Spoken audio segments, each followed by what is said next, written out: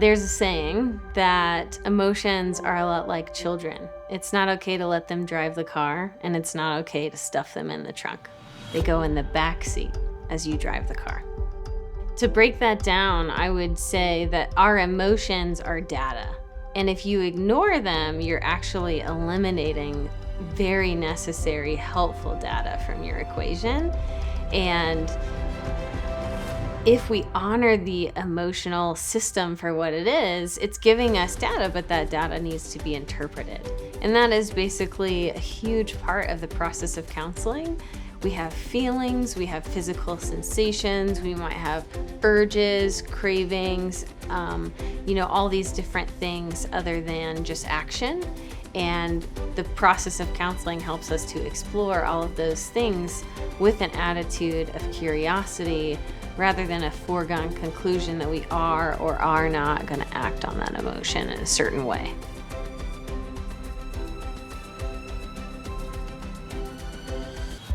I'm Kaley Chiles. I'm a licensed addiction counselor and a licensed professional counselor in the state of Colorado.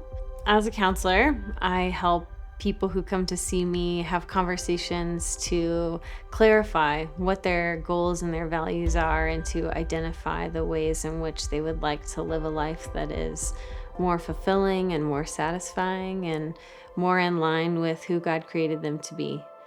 And what I'm struggling with right now is that the state of Colorado has decided to impose their own values, not only upon me, but more importantly, on my minor clients, about which goals those minor clients can make.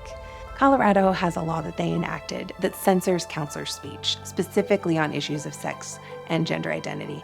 If a teen comes to a counselor and they're struggling with their gender identity, and they ask that counselor to help them to realign with their biological sex, to find comfort in who they are, that counselor by Colorado law is forbidden from having that conversation. When a teen comes to me and they state that they're struggling with their sex or sexuality, the state has dictated to me that I'm only allowed to help them go through the process of change in one way.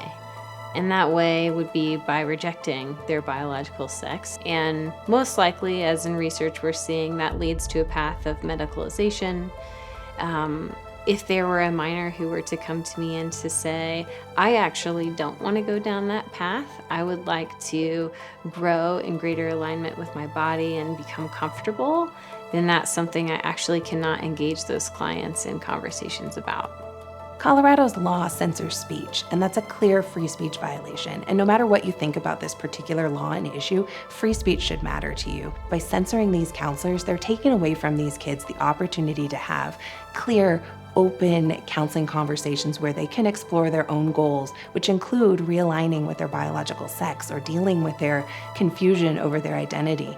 That's something that's good that kids need, and this law prevents that from happening. When families aren't able to find counselors for their children, then the whole family suffers. It is a pretty obvious concept that things that we don't deal with don't tend to get better. The consequences for these kids is that they can't have a genuine interaction with their counselor. We're very hopeful that the Supreme Court will look at this case and vindicate the free speech rights of Kaley and other counselors and professionals like her. Everyone should have free speech in this country, and this is a case that's going to bring that forward to the court one more time. My hope is that we can all have our freedom of speech back, and clients get to make their own goals in counseling.